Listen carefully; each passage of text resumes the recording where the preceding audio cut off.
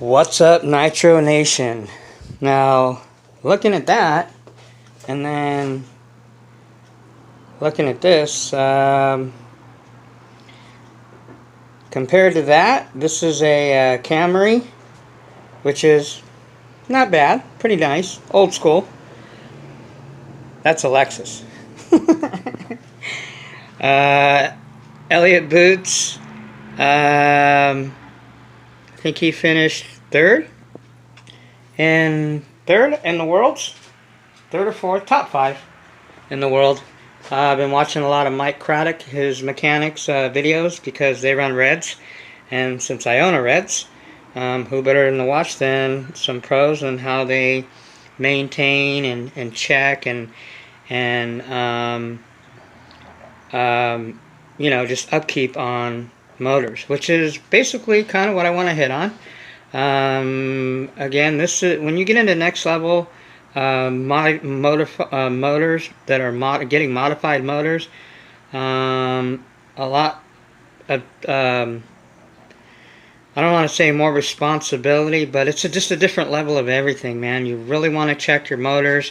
You're dealing with a lot more power now, so that they're going to be a lot more probable to, you know, clutches, flywheels, pipes, everything. You're putting more power through a platform that, for the most part, most of these platforms were designed for 0.21s. You know, they don't really design them for a modified 0.21, let alone a modified 28 or a 32 or anything like that. So, you know, you just, and then especially when you start thickening your diff oils, you know, you're putting more load on all the mechanics, you know, from the spider gears to the shims to your drivetrain, just to everything, man. You don't realize that until you get to that level. If you're not at that level, you know, take your time. It's no hurry.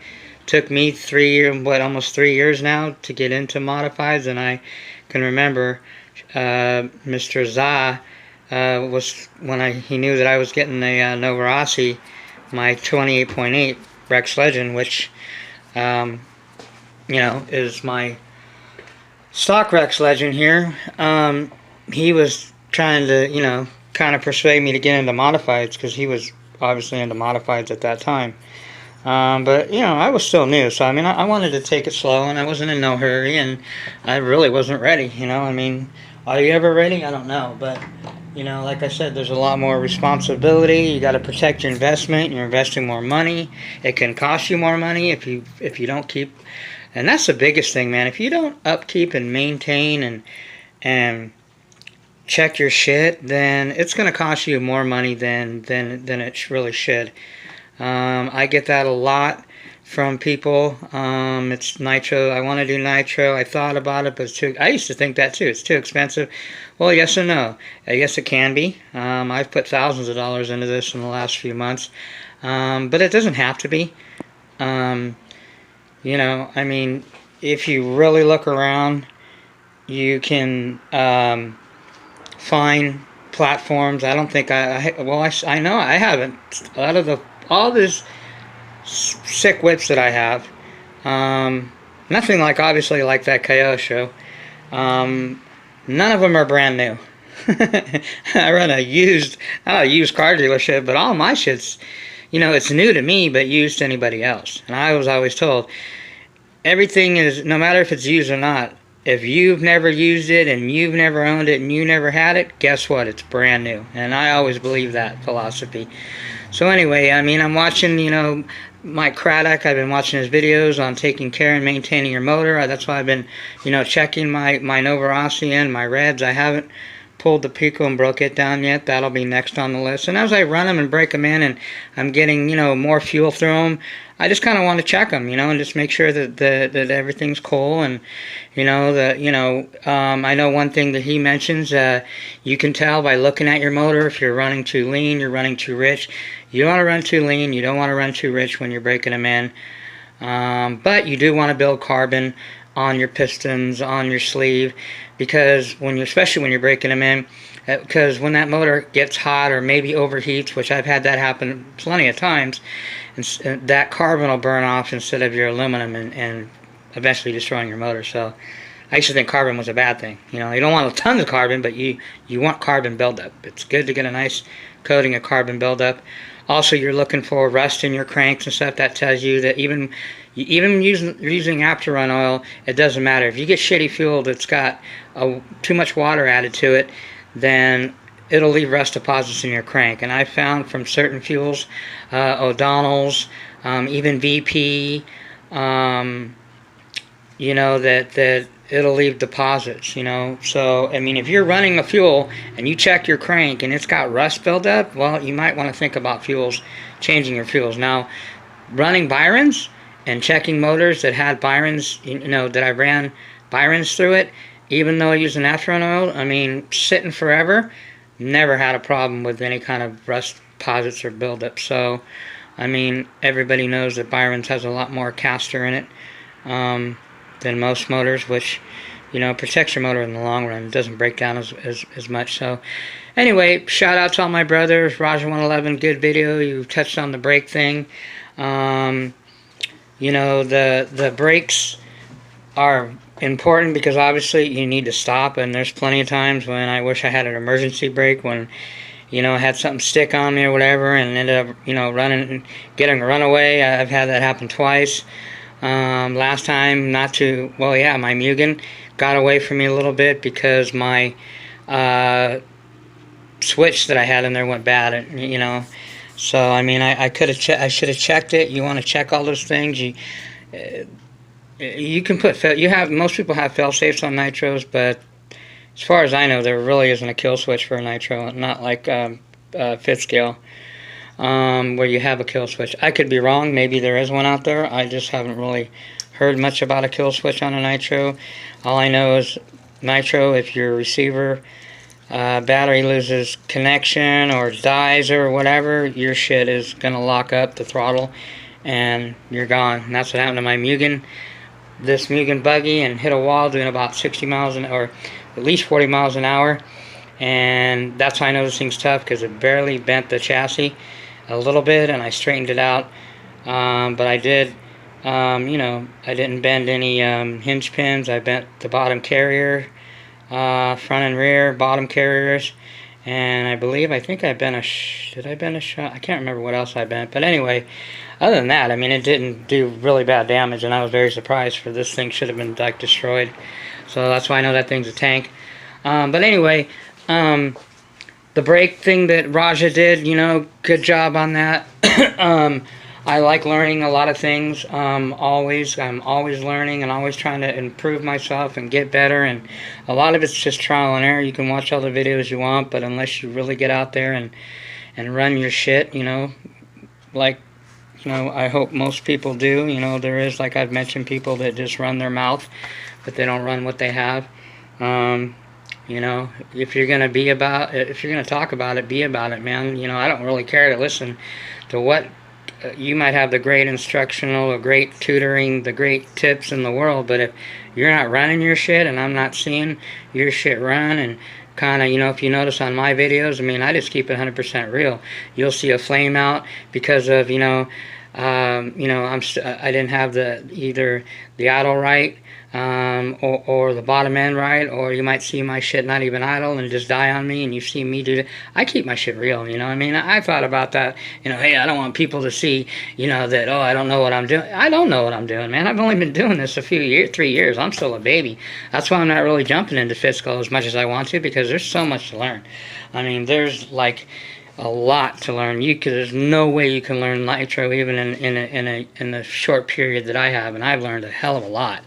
But there's still more, especially when you get to modifications. It's like you're starting over again. Getting into modified motors, it feels like I'm a newbie again. You know, like I'm brand new, because you know, you're learning how to tune a little bit differently, because you know you tune the same way, but when you're dealing with modified motors, you know, it's a little bit different. You just want to be very careful, you know, because you know your motors, it's not stock anymore, so you know you're gonna have to be more patient when it comes to tuning. The last time you guys seen me run my last video, hopefully you guys watched, but by now if you haven't, go watch it. Let me tell you about the Novorossi Rex Legend 28.8, stock or modified. These motors love to run rich. They don't like to run really lean. You can get them a little bit not, which is okay. Mine wasn't able to really get even a little bit lean until I put about 2 gallons through it.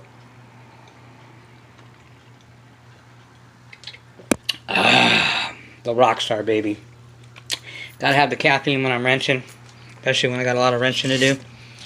But anyway, low end needle, you can do the pinch test. I haven't done that yet. But ultimately, I'm really patient as far as I don't want to be impatient. And try to get it really tuned, because you know the weather's cold. Sometimes it's been warm here. It's like 4 seasons here lately. We get 60 degrees one day, and then we get 40 degrees the next, 50 degrees the next day, and then we get 70 degrees. I mean, it's Southern California, man. I've been in Texas, and same thing. You get all 4 seasons in one day. You get all different types of weather. But anyway, that plays a big factor in tuning your motor. I will tell you that once you're a good way, one thing too, my idle wasn't really adjusted. This is a trick that I learned. I forgot who it was I learned it from. If you don't have a micrometer, one of these things here, this is a good way to set your idle gap. See that? That's a paper clip. That paper clip is some are vary, but a standard paper clip is a millimeter. So that's about the gap you want on your carburetor setting. I don't know if can you guys see? Let's get a pitch, get in there. Zah. You guys can see in there, it's so freaking dark.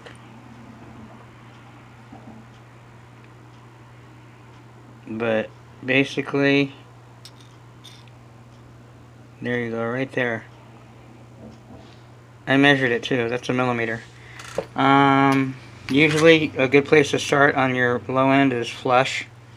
I was obviously, if you guys watched that video, I got a few tips from my brothers, by the way, thanks. For those of you guys that gave me comments and tips, like I said, I mean, it's been a while since I really had to, do serious tuning, because, up until I have these modded motors, most of my motors have been tuned, and then because I, run decent motors, they stay in tune, and all I'm adjusting pretty much is the top end needle, the high end needle, which is all you should have to do once you get the bottom and the idle set. Once you get the idle at a millimeter, I try to not get in the habit. I always want to mess with the idle. It's not the idle. Leave the idle alone and use your bottom end as an adjustment. It works the same way as all your needles. Clockwise is rich, as lean. Counterclockwise is rich. So again, the Novorossi 28.8s, they'll tell you when they want to run lean. Factory setting for the Novorossi, for these Novorossi carburetors, by the way, this is a 2 needle. They have a 3 needle now. So unless you can find one, most of the 28.8s that you get will have a third a mid needle on it. Rick told me at R&B Mods, by the way, shout out Rick. I'm loving these mod motors, and I'm just checking out your work, Rick. Shout out to Rick at R&B Mods, my motor builder. There you go. Here's a shot of his signature right there. Rick Brake. Zah!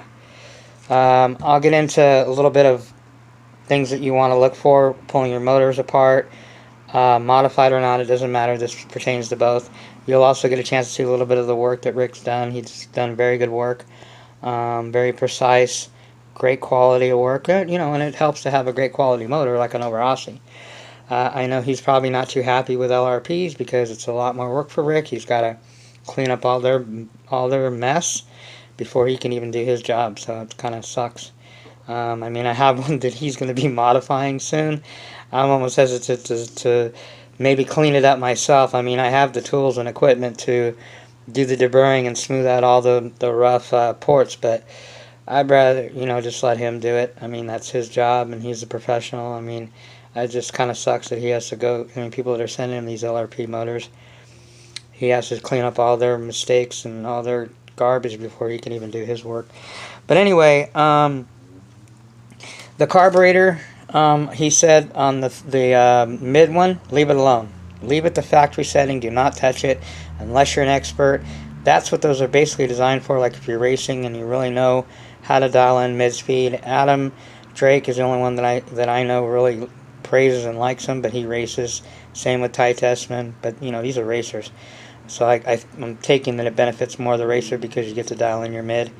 I'm really not concerned about my mid. I'm just punching it and I'm on or off. I mean, mid is, to me, is my pipes. You know, so. But anyway, yeah, your needles all work the same. Clockwise, lean, counterclockwise, rich. So my bottom end was obviously pretty fat, too fat, so I had to lean it out a little bit. That's where you get that Chewbacca sound when you let off the gas. It's definitely not my top end. It's my bottom end. Once my idle's fine now. Another thing that I caught after I got done filming that video is when I was checking some stuff, I noticed that my pinion, my bell, the set screw came loose. I thought I Loctited it. Maybe I did and I spaced. It's very important that you check all your shit, especially when you're running modified motors. These things already stock, especially these Novarasis, vibrate the shit out of everything. Now this thing that's being modified, it vibrates like crazy. So this came loose, and that's why it was quitting every time when it would idle for a minute, and then it would stall. That's why I couldn't get the idle right. Oh, I thought the idle was fine. It wasn't the idle. I messed with the idle because I thought that's what it was, but it wasn't. And I really couldn't get my low end completely dialed in, although I did dial in a little bit after that. That video that I ran. But I definitely, the idle's fine now. It's running about 3.5 turns out to 4 turns out, which means if you look at the needle, that's where it's running. Until this thing gets more and more. What's cool about this Novarasi, the Rex Legends, is these things tell you when it wants to go lean. Like I'll run it like this and it'll run fine. It'll be screaming. It'll be, you know, I mean, running on point. And all of a sudden, as I run more fuel through it, it'll start bogging a little bit. It'll start blowing a little smoke like it's running, like if I just richened it up even more. It's the motor breaking in, telling you, lean me out a little bit more. That's the way these Novarasis are. It's crazy. So I'll bring it in and I'll lean it out just a little bit, just a hair, and it'll run fine. You know, it'll not be running too rich. And then all of a sudden it'll act like it's running rich again. Like I didn't touch the needle, obviously. So I'll come in. So it will tell you when it wants to go lean. Other than that, these motors they like to run really rich, which is better. I'd rather protect it than to risk damaging it. One thing on the Elliott boots, that Kyosho, I mean, that could be all yours if the price is right. You're going to run about $2,000. That's an MP9 TK13. It's a sick ass whip. Like I said, it's a whole nother level. Reason I was kind of checking it out is I'm really thinking, you know, that I mean, I want a Kyosho. They're just very pricey. If I can find the right deal, you know, I might get another Mugen. A Kyosho is what I want. Is it what I'm going to get? Who knows? With me, it's usually what I can, you know, not just what I want, but the deal that I want too. You know, I'm not going to pay a lot of money too much because I know I can get a deal on them. But I'm in no hurry. You know, I've got plenty of things, plenty of platforms right now, and more modified motors coming, and got to finish breaking these ones in, and a lot. So, I mean, I'm just kind of starting to hunt right now, and that Kyosho is pretty sick. And I know that they're not going to be cheap if that's what I want, which is what I want. I thought about another Mugen, but I already have one. I don't really not impressed by the new Mugens. I mean, this one's actually built way tougher for as far as for bashing than the newer ones. So I'm pretty happy with this one. And you know, I have the truck, which is the newer version. It's not the brand new one, but this is the 2018 version. MBX7 TR. You know, I don't know. Maybe I might get a, you know, I wouldn't even put it past me if I ended up getting the Losi 8X. They're pretty sick, man. I'm really impressed by them. And you guys know I'm not a Losi guy. I never have been. I hate Horizon, which, you know, basically pulls their strings, and Dynamite. I don't hate Dynamite, and I don't hate Losi. I just hate the companies that pretty much call the shots for them, unfortunately. But anyway, that Kyosho, I would love to have that. That whip is sick, you know, and he's got the motor Reds in there, man, and that thing's, you know, I'm thinking about getting another Reds and modifying it, you know, even though it is only a .21. I mean, I just, but, you know, I've got tons of, I've got 2-3 motors for the Mugen. I need to get some bigger motors. I need to, you know, I'm looking at a .25 Novarasi. You know, I need to get some, you know, stock up on pipes. My pipe collection is not where I want it to be. But, oh yeah, as far as the brakes, the thing I really like about Techno brakes, if you guys look at their braking system, it's completely different than any brake system out there. They changed it from last year because instead of the caliper being on the top, it's on the side. Also, there's springs. I don't know if you guys can see that. There's springs that are in the calipers. So how that works, what that does is when you go to pull the brake, when the brakes go to pull, the cams hit it, it's even, and it springs back evenly too, because of the springs in there. Thing I like about the adjustments, instead of having these little deals on here with you got to loosen up the screws, the set screws, and then, you know, move it in. These you don't. You just turn it. You just turn this in to give you more brake in the back. Turn it well counterclockwise. Turn it clockwise to give you less brake in the back. So you can adjust your brake more or less depending on what you want in the rear just by turning this. And the same with this one for the front, which is pretty sweet. It's very easy. I like the fact that this whole side deal, some people don't like it. I like it because it's part of the side guards. This is all one piece. I'm not worried about if, you know, hey, if you're, you know, people say, well, if you get in a crash or something, or you get in a wreck, and trust me, man, a car can run over this piece right here, and it wouldn't even do anything to the receiver or anything inside of here. This is like 5mm thick walls of probably the most indestructible plastic polymer that I've ever seen, man, besides Kyosho. I mean, this thing is bulletproof. I mean, you know, I've shown you guys probably the arms. These arms are so thick and stiff that you couldn't even snap them if you wanted to.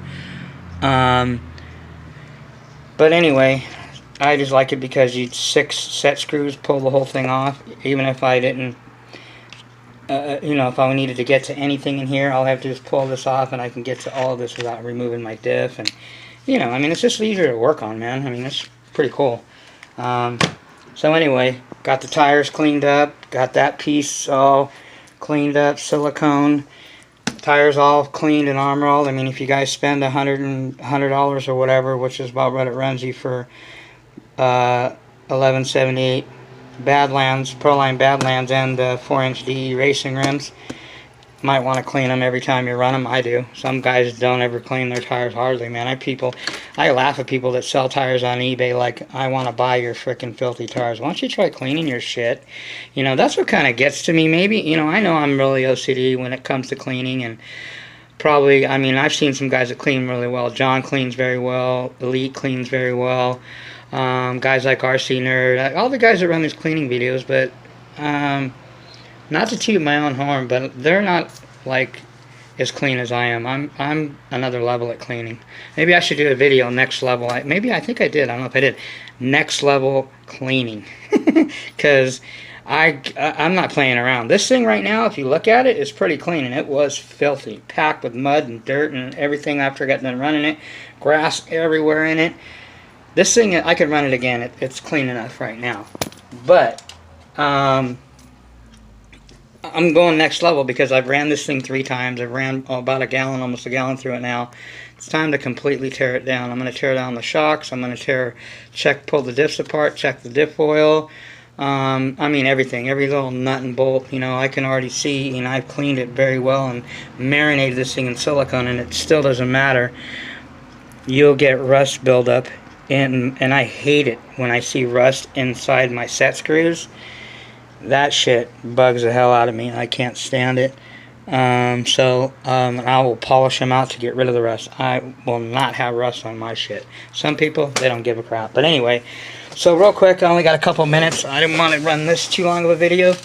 But anyway, you know, shout out to Raja. Great job on the brakes. I kind of just wanted to piggyback off what he was talking about. I like my brakes quick, as far as stopping, you know, quick on and off.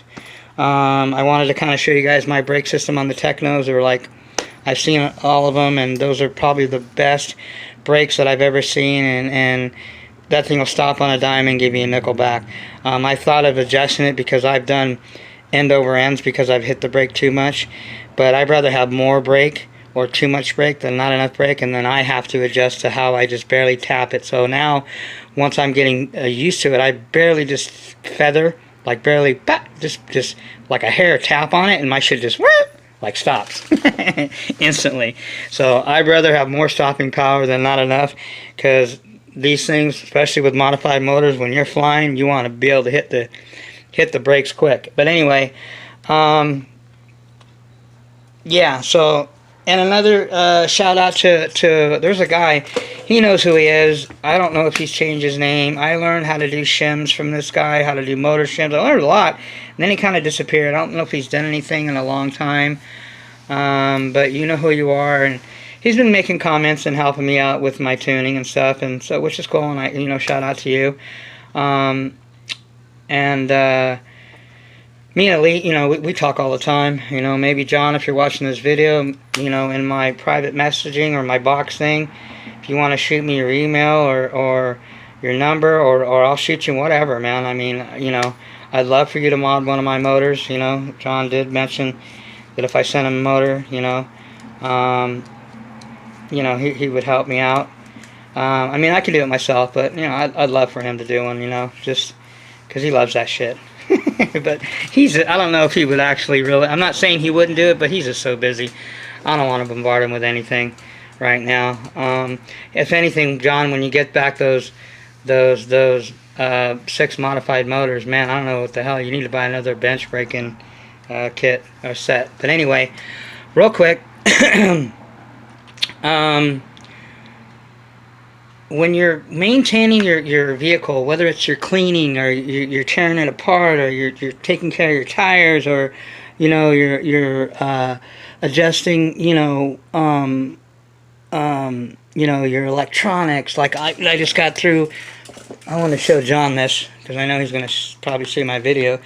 He was the one that gave me this idea, because I know he has life batteries too, and on most batteries, The problem that you run into is the part that you use to either check your battery, because I have a voltage checker, or to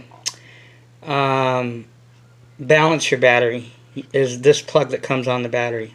Goes in your servo, and this is the part that basically checks your battery. And if you're doing battery balancing, in order for you to charge it, you got to plug this in too, to your charger. So what I did is I extended it, because the one that they give you, the one that comes on the vehicles, I don't know if I could show it on one of my other, actually, here, I'll show you on the Mugen.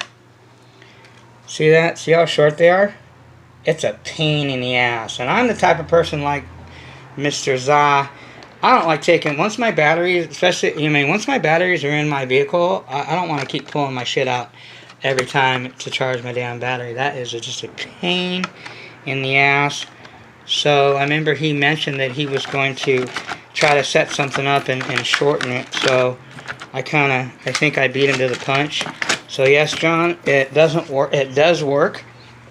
What I did is I got a servo, old servo, used the servo wires. They have the same red and black wire.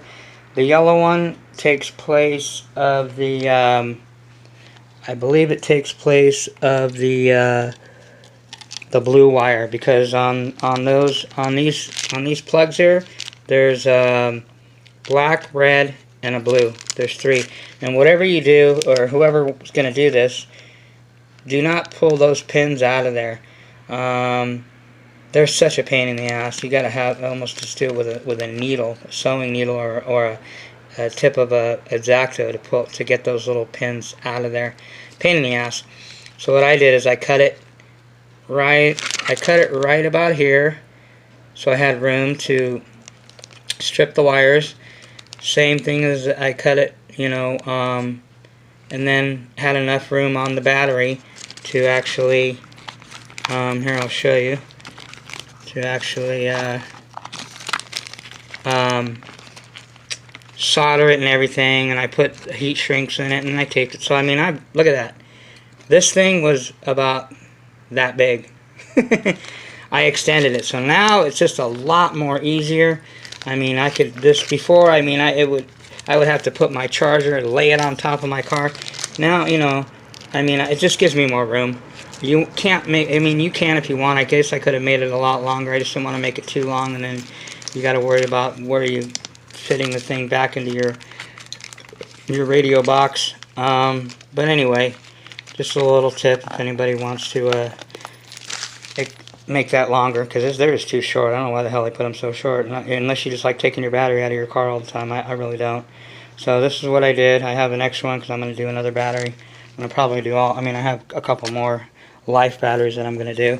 But anyway, Muggy Maniac, I go off in tangents. So when you're modifying your motor, make sure, when you're checking your modified motor or a regular motor, just check for, basic things. There shouldn't be any rust buildup.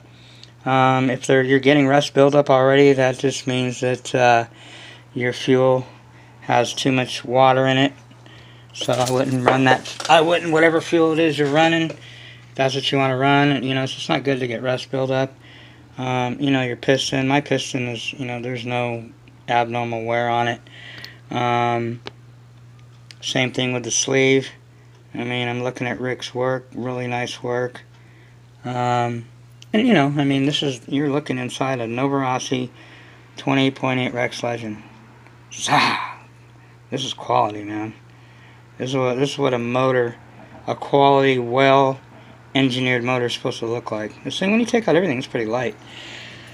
I'm thinking of getting a DLC-coated crank if I mod my other one that I have, or maybe this one. A DLC-coated crank for these motors is $200. That would pretty much be the ultimate. DLC-coated crank and ceramic bearings in a modified Novorossi 28.8 Rex Legend. Any questions?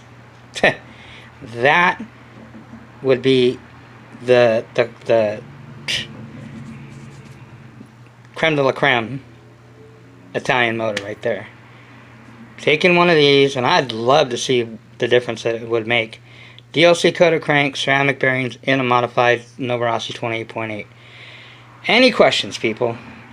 Please, you know, if somebody doesn't do it, I'm going to do it. Now that I know you can get a DLC crank for these from Novarossi, and the ceramic bearings have always been available.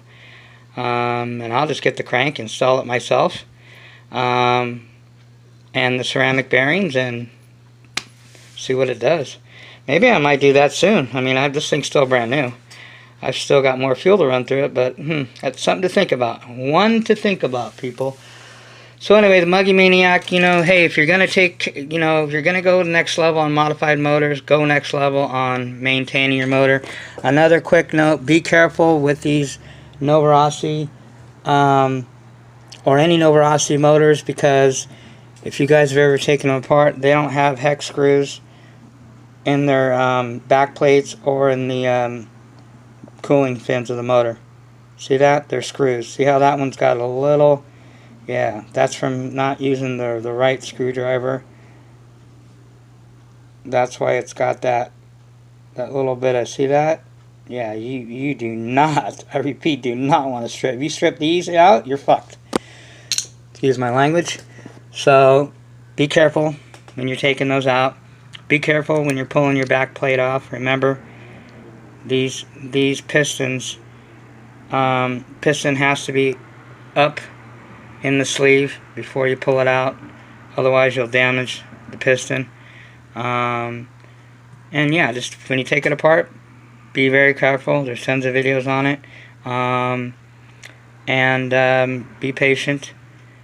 I actually cleaned this up a little bit, so it's ready to get put back together. Carburetor is pretty much good to go. I'm out of getting another one of these, so because I'm going to have to shave this off of this silver part here to run on the LRP .32, because the XTC or X whatever the hell that carburetor is on the LRP .32 sucks balls. So I still have it, but it's, you know, it's just garbage, man. So maybe that's something that LRP might address in the long run. So alright, people, I like the EFRA 2058 works pipe with that header, but as John mentioned, I'm going to throw try a 20 or 40 1032 on that works pipe, and I think that would be the combo, because this pipe really does, the works pipe really does, what the hell did I do with it? Really does scream. You know, I need to change the header on it. And what else? Oh yeah, the Pico pipe. I love the Pico. Also, I want to try 41032 on the Pico as well. So I think the key is the pipes are great. Just the 41032, I think, really gives it that punch, and that just probably that final push of power. From what Mr. Bottigel was telling me, you know, I mean, this is a great pipe. The Pico's a great pipe, but I think what makes the pipe, what I'm learning, is the header, man. You got to have that 41032 on modded motors anyway. Stock motors, the conical headers work fine. I can attest for that. I've ran the conical headers on all my stock motors, even these motors, before they were even modified.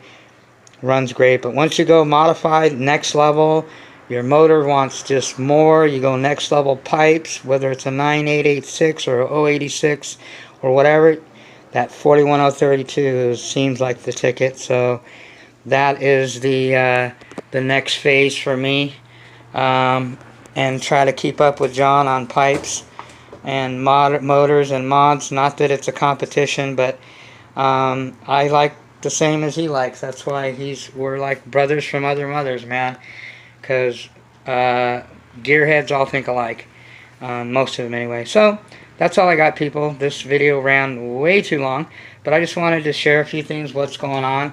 Tekno is getting torn completely apart, gone through.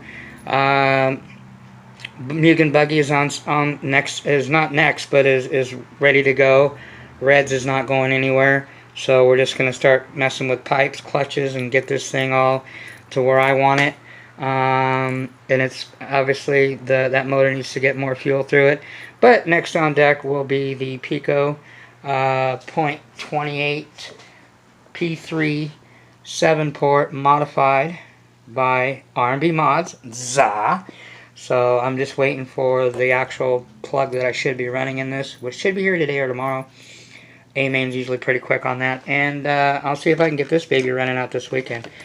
Get this Pico ripping. So that's all I got, people. You know, I've got tires, you know, being glued, inserts going in, all that stuff. And let me get back to wrenching. So hopefully the weather, you know, stays decent out here. But, you know, hey, if it rains, it rains. As long as it, you know, doesn't rain every day, I'm still good. So that's all I got, people. Peace out. Catch you later.